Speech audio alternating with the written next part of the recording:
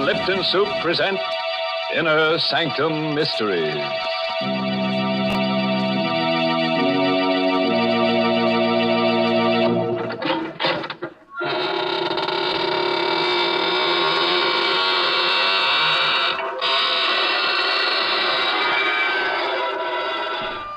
Good evening, gentle friends of the Inner Sanctum. Welcome through the creaking door for another soothing half hour of sweetness and light. Oh, I've learned a new trick. Would one of you like to step up here and be sawed in half? What? No volunteer? Well, maybe you're right. The first part, the sawing in half, that's easy. But the second part, the putting together again, I'm still not very good at that. Mr. Host, how can you joke about such things? Are you trying to get our listeners in a mood for enjoying themselves? That's it, Mary. Well, jokes like that certainly won't put people in a good mood. Here's a much better way to do it. Just serve folks a piping hot cup of Lipton tea, and they'll be in a good mood in a minute. For Lipton's is the password to pleasure. It's tea at its delicious best, thanks to Lipton's brisk flavor. Brisk, you know, is the tea expert's own word for the fresh, lively, full-bodied flavor of Lipton tea. Unlike ordinary dull-tasting teas, Lipton's is never flat. It's always spirited and satisfying. Try it real soon and get the extra enjoyment of Lipton's wonderful brisk flavor.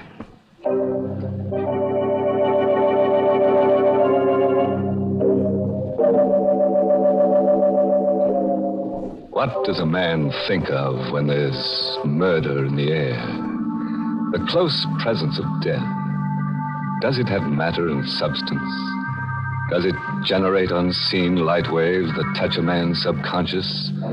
Or unheard sound waves that speak to him when he sleeps? Well, let's listen to I Walk in the Night, written by Emil Tepperman, with Larry Haynes in the role of Peter Lang to tell you this story himself.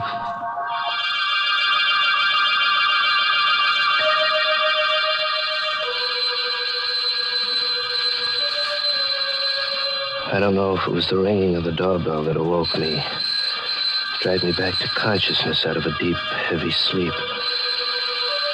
I felt groggy, as if I'd been drugged. My eyes were so heavy, so hard to keep open. That infernal ringing. I stumbled out into the hall. Myrna's room, my wife, there opposite mine. I knew the door would be locked. We'd quarreled last night while the Judsons were visiting from the house next door. Myrna had made a scene. She went to her room and locked herself in. Pete, wake up in there. As I stumbled down the hall to the front door, I recognized Phil Judson's voice. Phil and Henrietta lived in the house next door, just across the lawn. Pete! All right, I'm coming. Just a minute. Can't get this open. There. Oh, thank heaven you woke up, Pete. I thought you'd never hear me. What's wrong, Phil? What's that poker for? Henrietta saw a prowler come out of this house. A prowler? What's the matter with you, Pete? You look groggy. Wake up. I don't know. I feel as if I'd been doped. What's this about prowler? Henrietta saw him climbing out of Myrna's window. She yelled to me, and I grabbed the poker and came running out. The poker? What's the matter with you? Didn't you hear me? A man was in Myrna's room just now. Great Scott. Myrna's alone in there. Come on.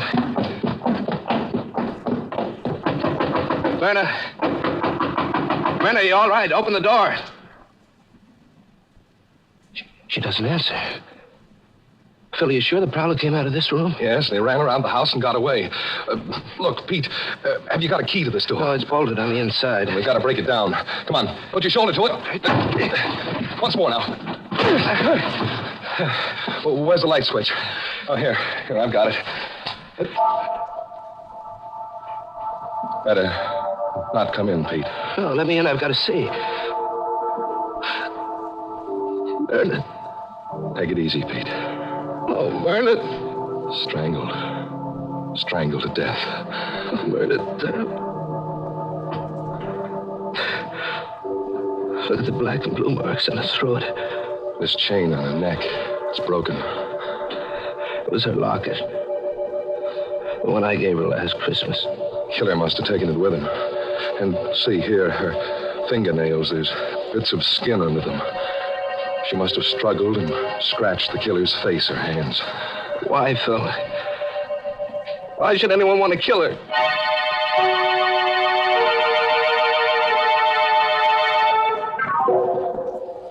Then began the long torture of the investigation.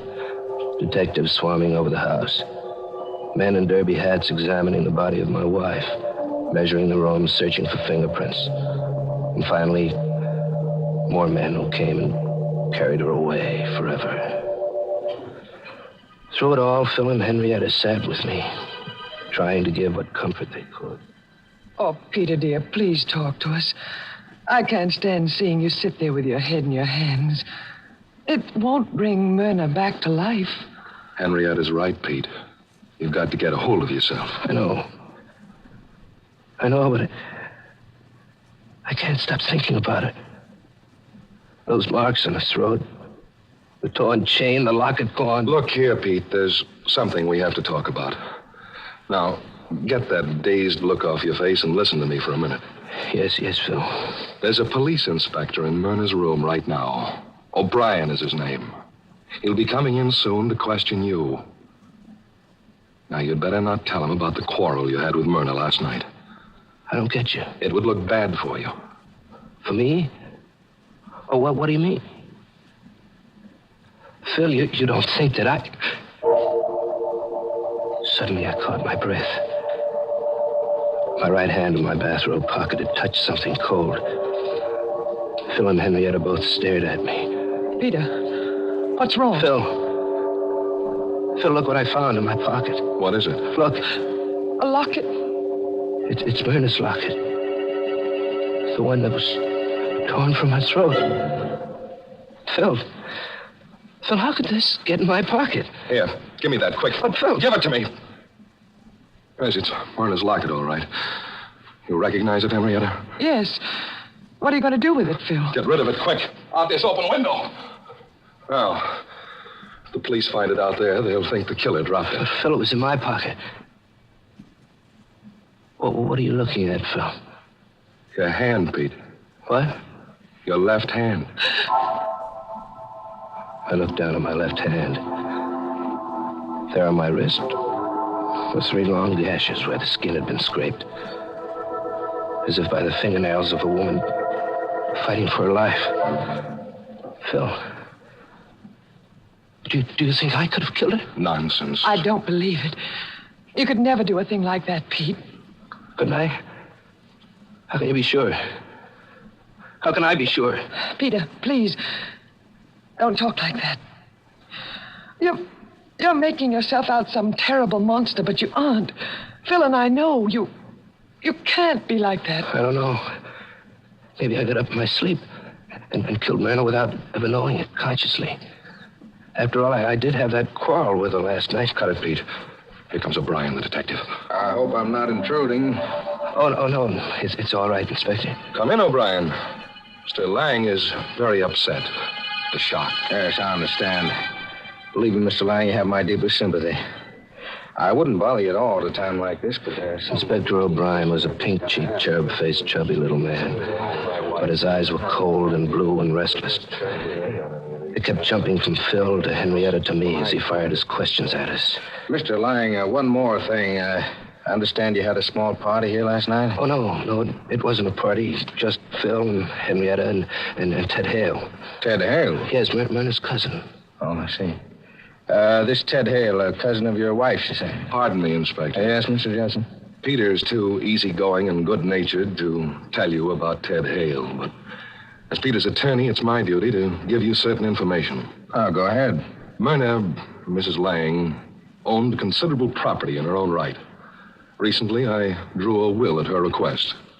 In it, she leaves a sizable sum to Ted Hale. Oh, I just thought of something. What is it, Henrietta? Well, Peter was so groggy when he woke up. That's right. He looked as if he'd been drugged. Well, don't you remember last night? Ted Hale went in the kitchen to mix the last round of drinks. Oh, Henrietta, that's ridiculous. On the contrary, it's quite important.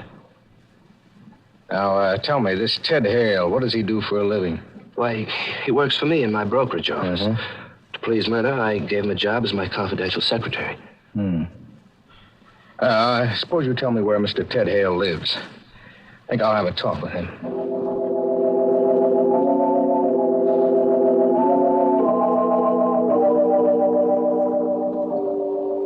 Now, all you have to do, Pete, is sit tight.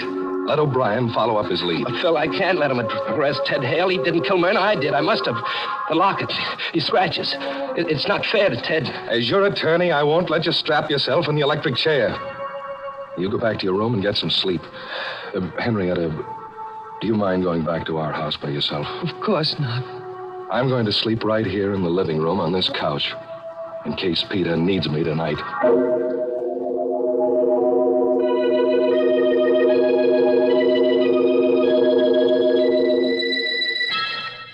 On my bed in the dark, I kept seeing 1,000 pictures. Myrna, her face mottled with strangulation. Phil, always so sure of himself. Henrietta, worried and frightened.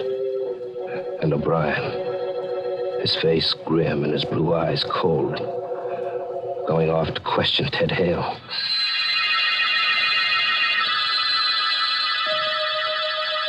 I must have been close to dozing off when I heard the doorbell faintly, as if in a dream. I tossed about in bed for a moment or two. And then I heard the voices in the living room. Phil's, cold and harsh. And someone else's, loud and angry and frightened. I got out of bed and opened the door. I went down the hall to the living room. I had to know who was in there arguing with Phil. It was Ted Hale. Ted, what are you doing here? Phil phoned me. He told me about Myrna. I called him up. Told him O'Brien would be coming for him. I suggested he come over here and talk it over with me. Pete, don't let them arrest me. You gotta help me. Me? Help you? You know I didn't kill Myrna. Well, I'm not sure. Pete. What? I was here last night, you know, when you had that fight with Myrna. What do you mean? If I'm arrested, it says I had a motive, but what about you, Pete? You were always quarreling with Myrna. Now, look here, Ted, if you're threatening me... I only want you to help me, Pete. Don't let them arrest me. Hide me. Hide me out till this blows over or until they get the real killer. I think Ted is right, Pete. We should help him. But where? I'll handle it. You have a dark room fixed up in the cellar, haven't you? Yes. We'll stick a cot in there and let Ted hole up for a day or two. Nobody will think of looking for him in this house.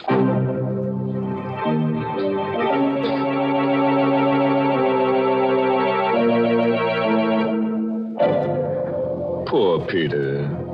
Seems to be in a daze half the time.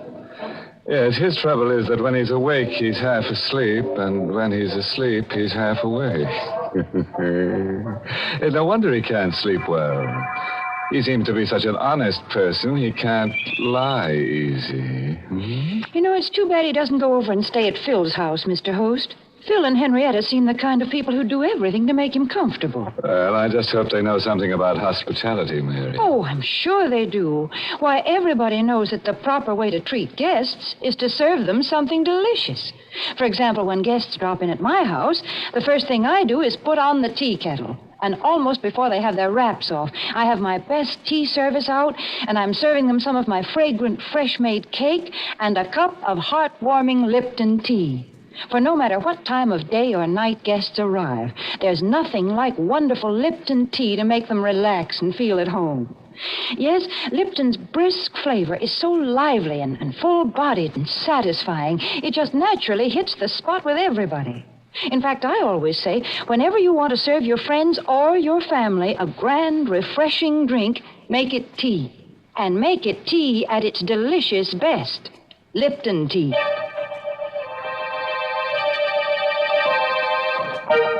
Now, let's get back to our sleepwalker. There's no telling what he might have done while we were talking about tea. Now, let's see, where were we? Peter and Phil were going to hide Ted Hale in the cellar. Now, listen to me carefully, Peter. If Ted Hale is arrested and talks, O'Brien will learn about the quarrel you had with Myrna last night. He'll start digging into things that won't look so good for you. No, Phil, wait. I know you're trying to help me, but if I did it... If I did kill Myrna, then there's no use trying to protect me. It isn't right. I'm a dangerous man. Fiddlesticks. But you can't brush it off like that. Do you know what it means to lie awake in the night, wondering whether you've killed your own wife? Wondering whom I'll kill next? Cut that out. We've got business to attend to. Now, here's my plan. We'll let Ted stay here tomorrow. And then tomorrow night, I'll smuggle him out of the country. Get him passage on a freighter to South America, maybe. You think he'll go? Sure, he'll go. He's scared stiff. But we'll need money. Lots of money. Now, how much have you got in the safe at the office? Oh, about 10,000 in cash, but there's a batch of negotiable bonds. They'll do. I'll go down to the office the first thing in the morning and get them out of the safe. You had the combination? Yes, you gave it to me when you gave me your power of attorney, remember? Oh, yes. Now, don't you worry about a thing. Oh, here. Take this powder. Hmm? It's just one of the bromides that Henrietta uses. It'll help you get to sleep. By tomorrow morning, everything will be fixed up. Fine.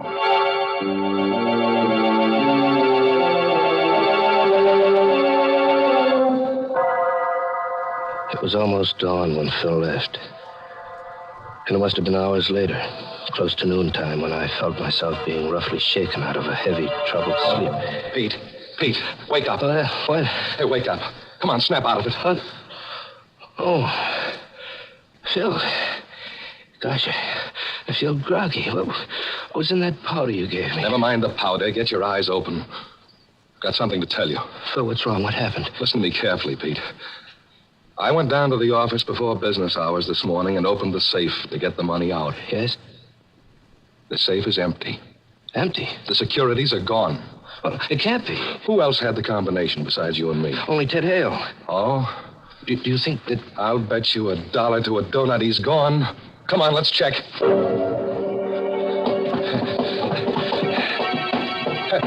Look, Pete, there's a light in the dark room. He must have got up early and beat me to it, to the safe. Ted, you in there? Always the optimist, huh? Come on, open it up. Ted. Good heavens. Ted Hale hadn't gone anywhere. He was lying there uncut. His head was a bloody pulp. It had been bashed in while he slept with a long-handled cold shovel which lay there alongside the cut. Great Scott. He's been murdered.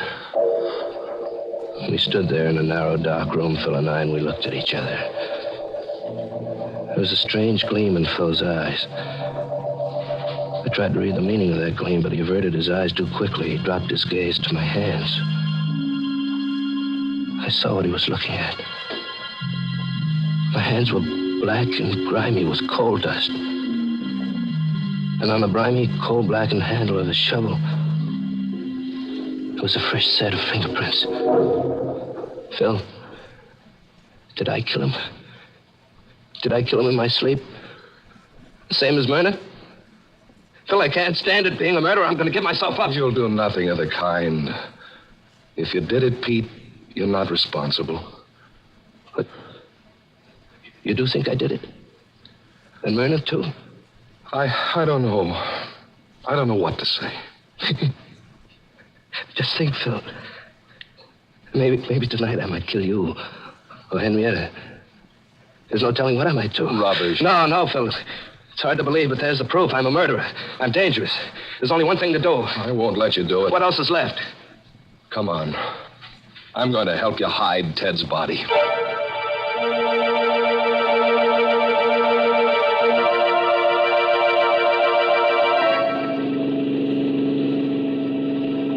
How much further, Phil? Oh, there it is. There's the bridge up ahead.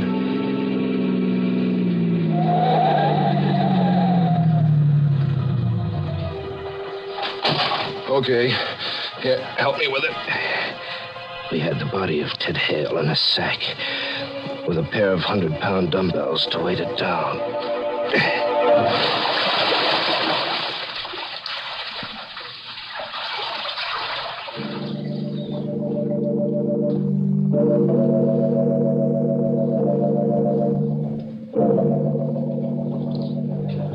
Myrna's funeral took place the next morning, and I had to endure the condolences of friends and business associates. But Phil and Henrietta stood by me all through it. It'll be over soon, Peter. Then you can rest. Keep your chin up. I'll get rid of the stragglers. Look who just came in. Where? Oh, Inspector O'Brien. What does he want, Phil? Take it easy. Let me do the talking. I came to pay my respects, Mr. Lang. Oh, well, thank you, Inspector. No trace of Ted Hale, is there, Inspector? I'm afraid not, Mr. Judson. We're combing the city for him, but I'm afraid he's got clean away. You see, It was marvelous to see how calmly Phil could talk to O'Brien about Ted Hale, knowing all the time just where the body was, under that bridge. I glanced at Henrietta. She was watching Phil, too. know what I think, Mr. Judson? I think Ted Hale will never be caught. I have a very funny feeling that he's dead.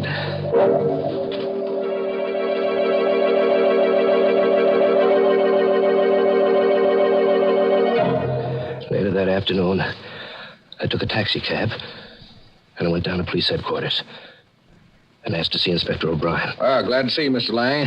You're looking a little better this afternoon. I feel better, Inspector. I feel better because I've come to an important decision. Oh, yeah? Inspector, I've decided to tell you something that'll startle you. That's pretty hard to startle an old hand in my business. Go ahead, I'm listening. All right. Inspector, Ted Hale didn't kill Myrna. I killed her. That is, I think I killed her. You think you killed her, don't you know? It sounds crazy, doesn't it? But I assure you, I'm perfectly safe. Just a second now. You either killed her or you didn't kill her. If you kill somebody, you know it. No, not in this case, Inspector. You see, I think I did it in my sleep. Both times. Myrna and Ted Hale, too. Hold on now. I'll get someone to take notes. I suppose you start from the beginning. I told him the whole story. How Phil had awakened me when we found Myrna strangled. The groggy drug feeling I'd had. How Ted Hale had tried to blackmail me. And how Phil had awakened me once more and we'd gone down to the cellar and found Ted with his head bashed in. I talked for a solid hour. I'm glad you came to see me, Mr. Lang. Glad you told me all this. You must have had a hard time reaching a decision to come here. Yes, it was hard, Inspector. Phil wanted me to go away. It would have been so easy to go away and let him take care of things. But I'd never be able to sleep for fear I'd kill someone else. Well, you needn't worry, Mr. Lang. There won't be any more killings. Not if I'm safely in jail. You're not going to jail. You're going home. What? In those notes the stenographer has taken, Mr. Lang, I have almost enough material to convict the real murder. I need just one more thing. Now, you go home and wait. Don't worry. You mean I didn't kill Myrna and Ted? Now, you just go along home and take it easy.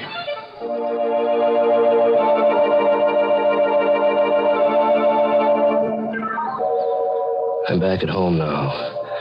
It's 2 hours since I left O'Brien's office, and I've taken the time to write down this full account, just as I gave it to the stenographer. As I write now, I can look across the lawn to Phil Judson's house. 5 minutes ago, I saw Inspector O'Brien and 2 detectives go in there. The front door is opening now. I can see them coming out. O'Brien first, then the 2 detectives, with Phil between them. They've got handcuffs on Phil. And here comes Henrietta. She's running across the lawn, coming here. Peter! Coming, Henrietta. Peter, they've taken Phil away. Yes, I saw it off from the window. Oh, darling. Everything went right. Exactly as we planned it. Oh, baby. Hold me tight, Peter. Tight. We can be together now. Forever and ever. I'd have killed a dozen Myrnas for you, baby. I know. And you were clever, Peter. So clever. And the hardest part was getting Phil to cooperate. But I knew he'd do anything for a friend. What a fool he is. He stepped right in and took over. You should have seen O'Brien when I told him the story. I could tell exactly what he was thinking. Here's a poor innocent sap whose best friend is framing him, giving him drugs and then making him think he commits murder in his sleep. Oh, Peter, as soon as he's convicted, I'll be free, and we can go away together. All right. Huh? But you'll have to cancel that trip. Both of you. O'Brien. You heard what we said? Sure did, every word. Remember at my office, Mr. Lang, when I told you I only needed one more thing to clinch the case against the murderer? Well, this was it. I faked the arrest of Mr. Judson, then I sneaked back to see what you'd do about it. You did plenty.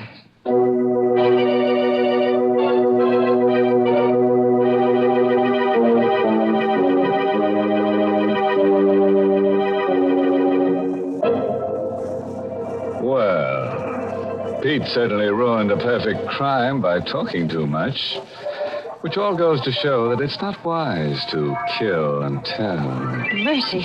People do go out of their way to get themselves into trouble, don't they, Mr. Host? I'm really surprised at Henrietta, though. For being a partner in crime, Mary. No, for not being a partner to her husband. Oh.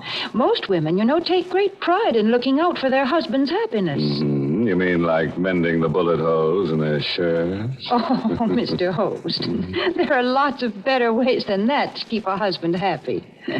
For example, when your husband comes home from work, give him the refreshment of a brimming cup of piping hot Lipton tea. Lipton tea makes a wonderfully pleasing drink at mealtime or any time, because Lipton's is such a grand tea, so deliciously different, more flavorful and full-bodied. If you've been forgetting to get it, why not jot down Lipton's on tomorrow's grocery list now? Remember, Lipton tea always meets with favor, because Lipton tea gives you brisk flavor.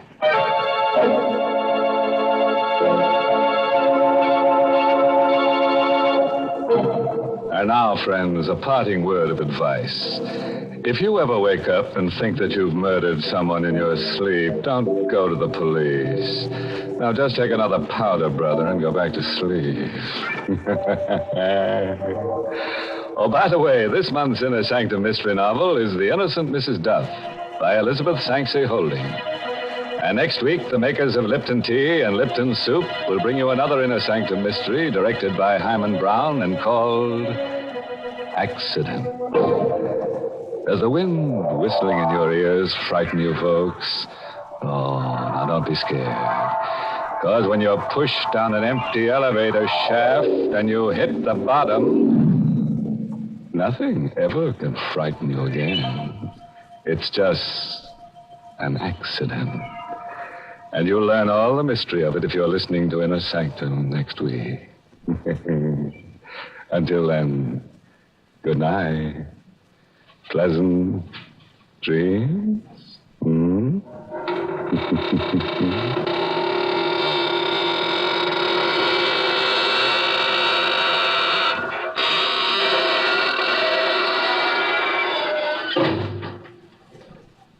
For a wonderful soup, be sure to try Lipton's Noodle Soup.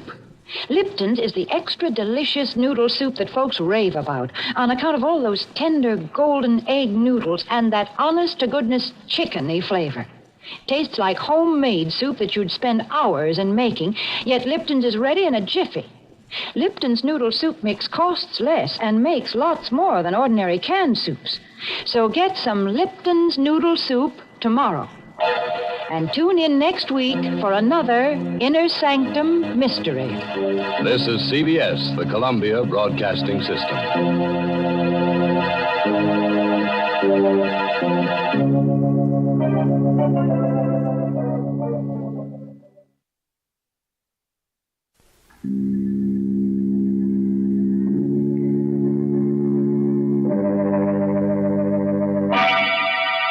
Lipton Tea and Lipton Soup present Inner Sanctum Mysteries, starring Boris Karloff.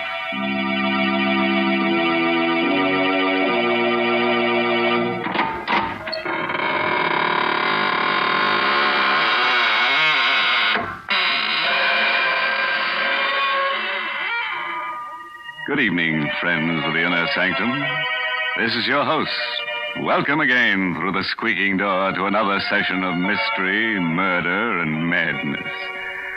Oh, excuse me if I don't get up, but I'm all worn out. Yes, I've had a hectic few days with an old friend who just blew into town. He's one of those earnest souls who insists on doing everything for himself. Consultations with the monument makers, the grave diggers, fittings at the coffin makers.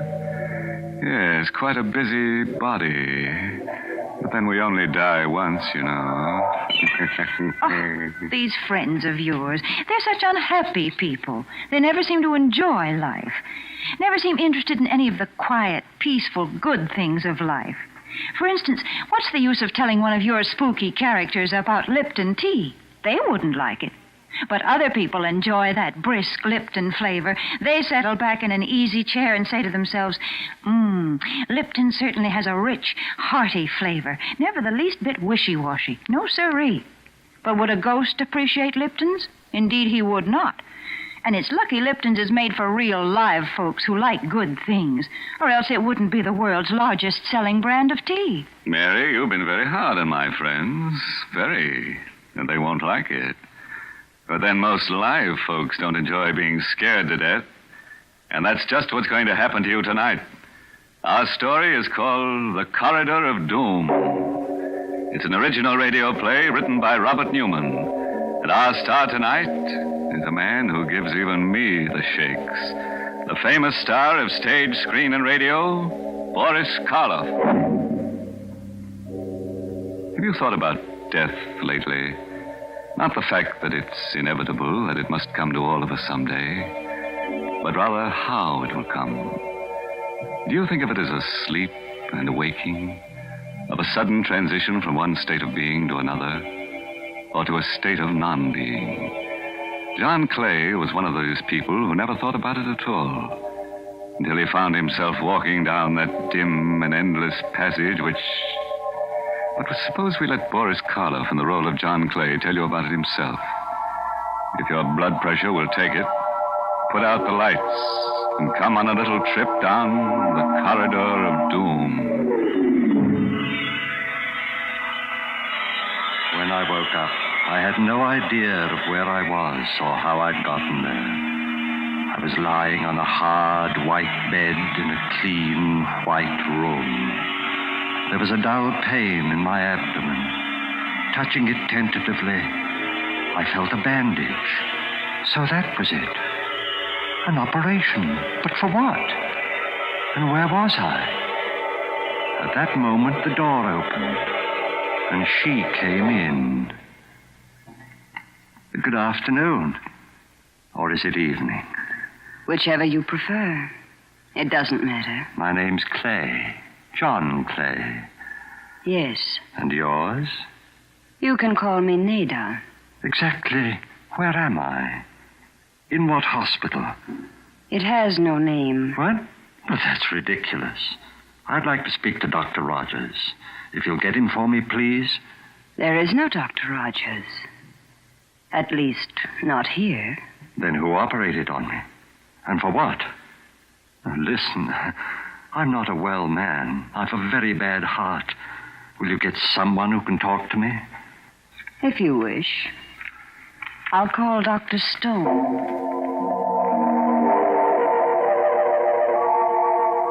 A chill crept through my bones. It wasn't cold. It was fear. Unreasoning and abysmal fear. The door opened again, and there stood a heavy-set man, his hair flecked with gray, and with him, my son-in-law, Alex Bartlett. Alec, I can't tell you how glad I am to see you. Hello, Father. But why are you standing out there? Why don't you come in? Oh, no. No, I shouldn't advise it, Mr. Clay. And why not? And why... Oh, was it you who operated on me? Yes. I'm Dr. Stone. Why wasn't Dr. Rogers called in? He's taken care of me for years. There wasn't time. It happened during the night. Acute appendicitis. And even as it was... Even as it was? What? And why are you dressed that way, Alec? All in black. Well, it's customary. After all, you are my father-in-law. Of course I am, but... Now, look, Alec. You've got to stop being so mysterious. You know about my heart, what any sudden shock will do. I don't think you need worry about that anymore, Mr. Clay. And as far as the mystery is concerned, this initial period of adjustment is always a little difficult. Difficult? Do you realize what it's like, lying here helpless, completely isolated, as if I were all alone in the world? Or isn't there someone I can talk to? Some of the other patients? Not just yet. When the time comes, you'll meet them. But, look, Doctor, I can't stand much more of this. I can't. If I don't find someone who really cares about me, who'll treat me like a normal human being... My dog. How about my dog? What do you think, Doctor? Yes, that's possible. We'll see what we can do, Mr. Clay. Come along, Bartlett. Goodbye, Father. You'll be back, won't you, Alec? I don't know. I'll try, but it's difficult. Very difficult. Then don't go, Alec. Don't leave me here all alone. Come back. Come back.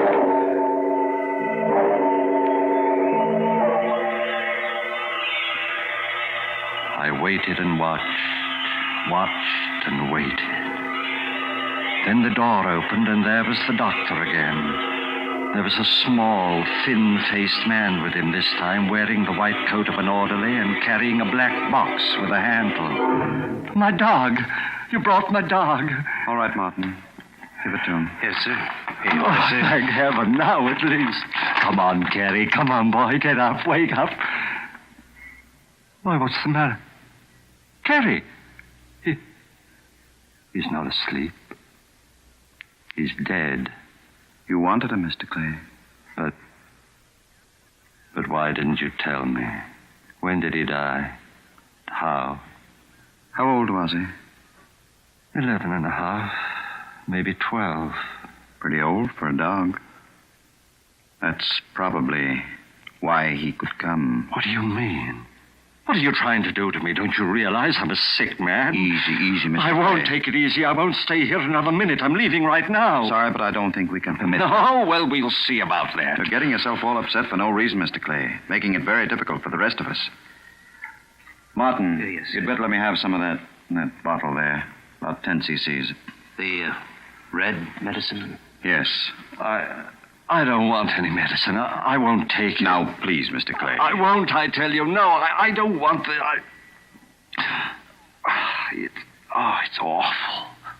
Salty. It tastes like... Yes. But I think you'll find that it will make things much easier for you. Very much easier. You're doping me up. That's what you're doing. Putting me to sleep. You think that when I wake up, I'll forget about everything. Yes, Mr. Clay. You'll forget about everything. Everything.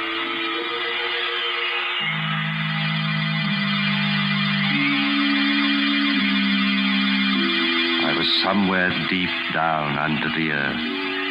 It was a passageway, stone-flagged and with stone walls, and I was walking slowly down it in my bare feet. I could feel the chill of the cold stones through the thick layer of dust. The passageway stretched ahead of me, endlessly. And then suddenly, I noticed that there were doors set into the walls on either side, closed doors. And on each door there was a name. Abel. Abercrombie. Abington. Where was I? What was this place? What was behind those awful, ominously closed doors? Something seemed to be drawing me on down the terrible passageway. Addison, Agar, Allen. I could feel the cold creeping up my legs, higher and higher, my heart pounding faster and faster. And suddenly I knew where I was and where I was going. Knew what was waiting for me there ahead of me down the passage. Exerting all my will, I turned, trying to go back. With a roaring in my ears, I was falling through the darkness.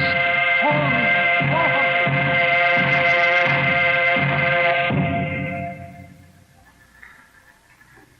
I opened my eyes. I was in that cold, white room again, clutching the blankets with trembling hands. How do you feel now, Mr. Clay? You cried out, sir, as if... A dream. The most awful, horrible nightmare I ever had. A dream? The doctor will be very interested. Would you care to tell me all about it? Oh, I don't even want to think about it. It was about your former life?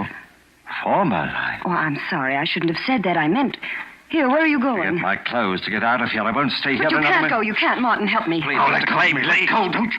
Don't you realize that if I do stay here, if I dream that dream again... Listen.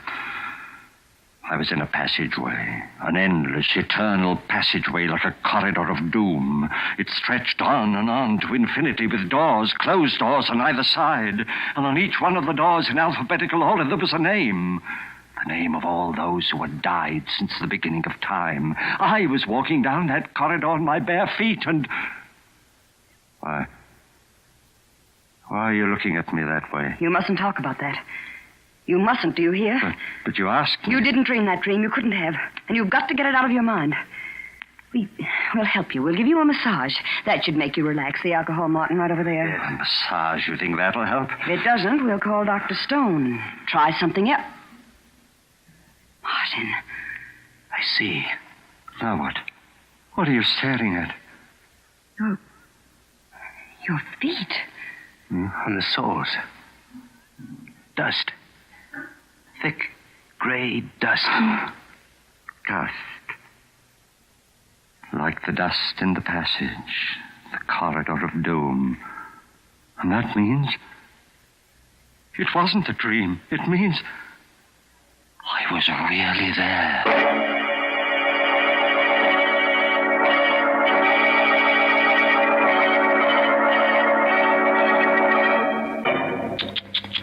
Dirty feet on those nice, clean sheets. No wonder our friend the nurse seemed so upset. Or was that the reason?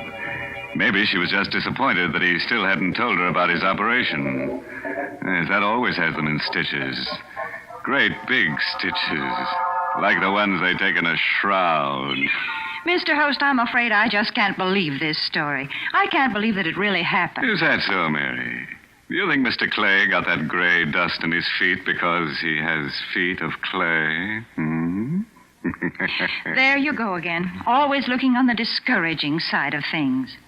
I really do believe I'd rather talk to cheerful folk, like those nice young men and women who sang that new Lipton tea song when I was at the studio. Sing a song of Lipton's. Yes, that's the way people ought to feel about tea.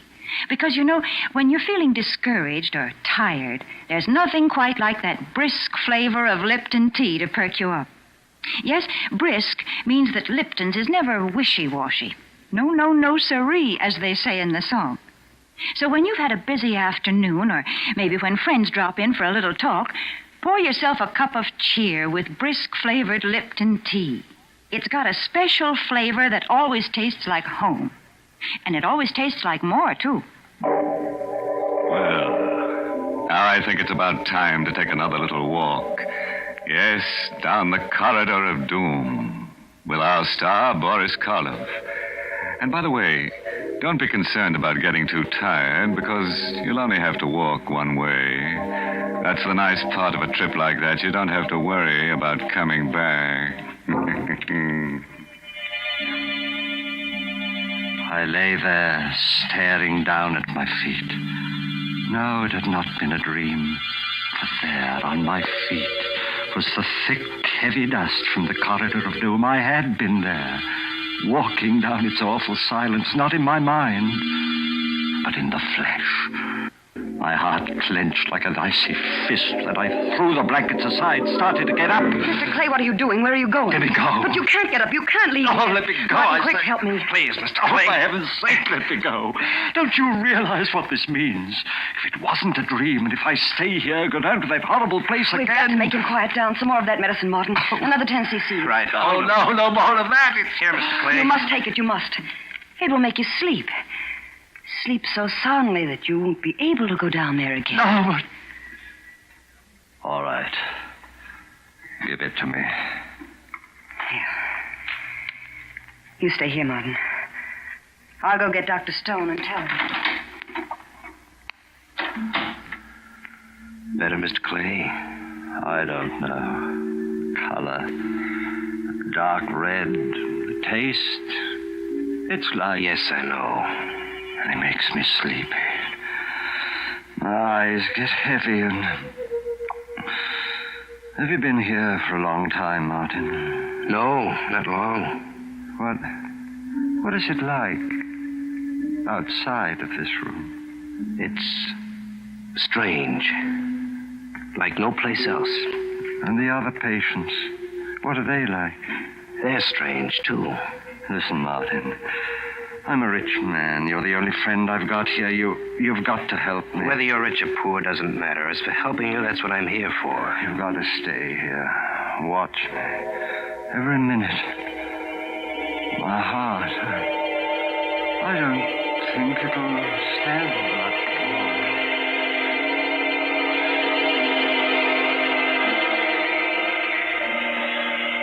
My first sensation was one of cold, numbing cold, creeping up my limbs.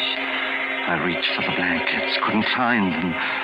Then I opened my eyes, and I was there again, back there in that awful endless passage, that corridor of doom. The same stone wall, stone floor, covered with a thick layer of dust. The same doors with a name on each one, on both sides of me. But now I was up to the bees. That one there, Barbara, next to it, Babbitt, and then Backer. I tried to cry out, but I couldn't utter a sound. I tried to stop, check myself. My muscles didn't respond. Slowly, heavily, I continued walking on down that endless passage. Past Badger, Baffin, Bagley, past the bees and towards the seas. Towards a door with my name on it. My heart pulsed, pounding with terror. My breath rasped in my throat. Convulsively, I clutched at the walls, forced myself completely around. Then, as if I were fighting against a roaring gale, I drove myself back. One step I took, 2, 3, and I stumbled and was falling again. Falling through darkness, complete, absolute, unending.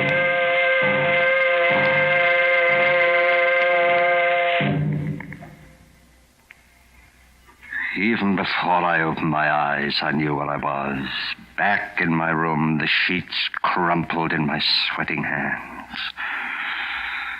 I lay there for a moment. I knew that this was my last chance. And this I knew where I was. Back in my room, the sheets crumpled in my sweating hands. Slipped out of bed, tiptoed to the door of the room, opened it a crack, and peered out, a hospital corridor. And sitting at a desk halfway down it, the nurse. Could I slip past her? Then at a table next to the door, I saw the telephone. A telephone! Now I could get help. Was it someone who would save me, take me out of this place? Picking it up quietly, I dialed my daughter's number, Alec Bartlett's wife.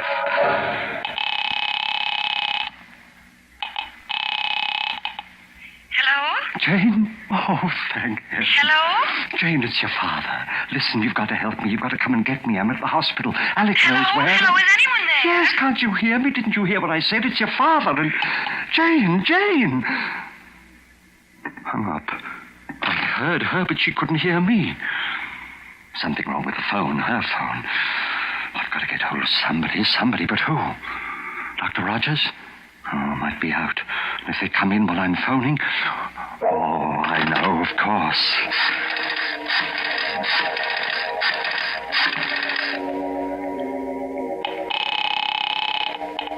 Police headquarters, Ryan speaking. Hello, police. This is John Clay of Riverside Road. I'm at a hospital. I don't know where. Hello? But can't you hear me, officer? For heaven's sake, listen. It's a matter of life and death. John Clay at a hospital. My son-in-law, Alec Bartlett, can tell you where. Hello? Officer, listen. Don't hang up. Don't. Officer, hello. Anything the matter, Mr. Clay? Dr. Stone, your telephone, there's something wrong with it. No, Mr. Clay. There's nothing wrong. Not with the telephone. But I tried to make 2 calls. 2 different numbers, and... I know. And you should have known. Nurse, orderly. Should have known what? Why couldn't they hear me when I could hear them? Why? Yes, Dr. Stone? Will you put Mr. Clay back into bed? No. I'm awfully sorry, sir. I only went out for a minute. Come on, Mr. Clay. No, please. leave me alone. Please, Mr. let go. Clay, No. No use struggling. You know that, don't you? Yes, I know. Doctor, I won't have to go back down there again, will I? Down to the corridor? That's not up to me. All right, nurse. I think we're ready for another dose. The final one. Yes, Doctor. No, doctor. No, not that red medicine. Not again. I'm sorry, but you've had a lot of time. All the time we can give you. All right, Mr. Clay. No, I won't Here. take it. You know what it means, doctor. I go back down there again to the corridor. It'll be to the letter C. To the place where my name is. If he won't take it by himself, perhaps you'd better help her, Martin. Yes, sir. No, Here, I Clay. won't.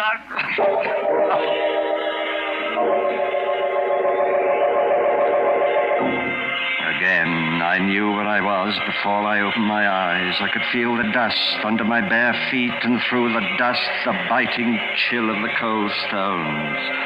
I was there, back in the corridor, walking down its silent length past the blank, closed doors.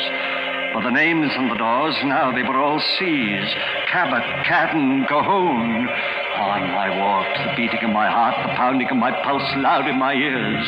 On down the passage, no longer even trying to fight against what I knew was inevitable. On past Cameron, Chelsea, Chiswick, and then, suddenly, terribly, one door. A door with my name on it, gaping, waiting for me. I tried to stop, to turn, but my legs carried me forward. I was but 2 doors away. I could see into it now, see that it contained nothing. Absolutely nothing, not even a coffin. Just stone walls and a flat stone slab. I was turning to step over the threshold. I made a last convulsive effort. Merciful heavens, help me! Save me!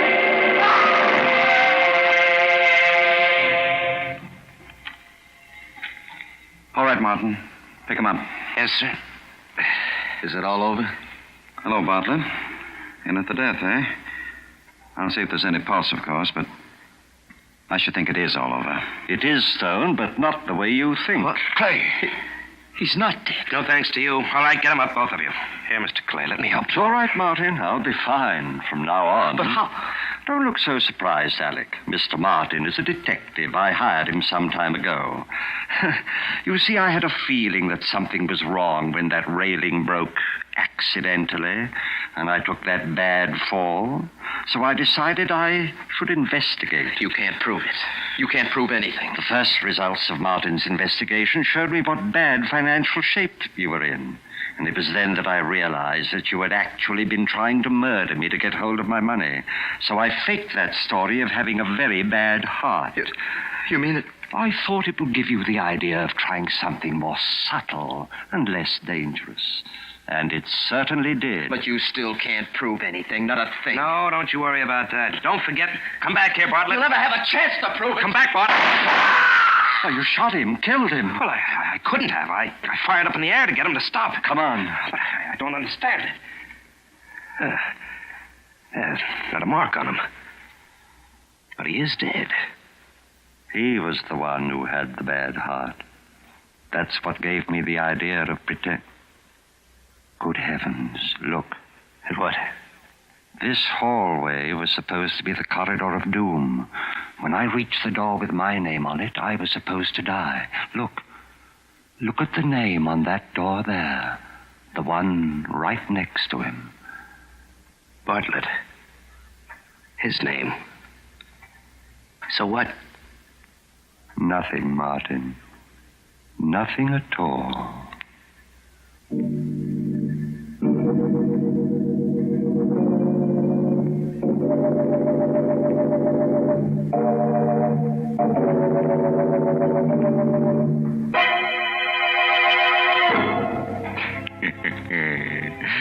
Now, where do you think old Dr. Stone got the idea for that little alphabetical graveyard?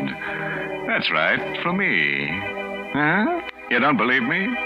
Then come on home with me tonight, and I'll show you the one in the cellar of my house. What's more, I'll show you a door and a neat stone slab with your name on it. Nonsense, Mr. Host. Mr. Clay just explained that the whole thing was a hoax, and I'm not going to sit here and hear you say otherwise. Well, then don't sit. Stand up and we'll take a walk, Mary Bennett. Yes, back to your name. Back to the bees. Baker, Bartlett, Bennett. You don't scare me. Yeah? Well, how would you like it if we went to the L's and found a door marked Lipton? Oh, why, that's fine. Inside, we'd find a wonderful, friendly beverage, Lipton's, the tea with the brisk flavor, the tea that's welcome at all hours of the day. Yes, the largest selling brand of tea in the whole world, Lipton tea.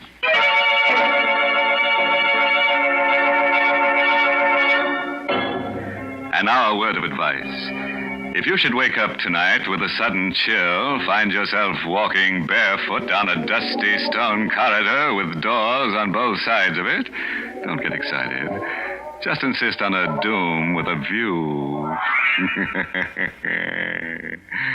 By the way, this month's Inner Sanctum Mystery novel is The Whistling Legs by Roman McDougal.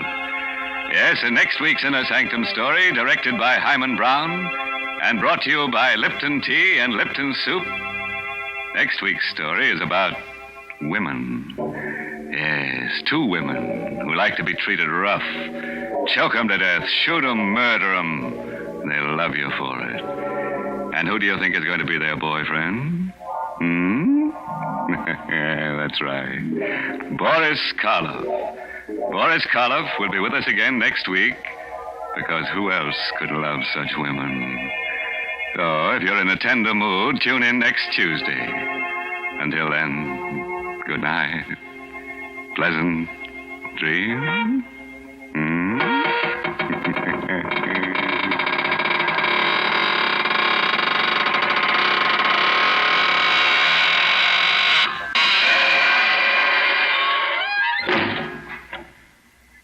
Folks, it's wonderful how quick and easy cooking can be these days. I guess some of you remember when it used to take half a day to make a pot of chicken noodle soup. But now we have Lipton's Noodle Soup Mix. You might say Lipton's takes no time at all to prepare, and yet it has a fresh cooked chickeny taste, a real old-fashioned homemade flavor. Yes, and it's brimful of tender golden egg noodles. Lipton's is grand for quick meals, and it's also a perfect beginning for the most elaborate dinner. So don't forget to serve Lipton's Noodle Soup. And don't forget to tune in next Tuesday night for another Inner Sanctum Mystery.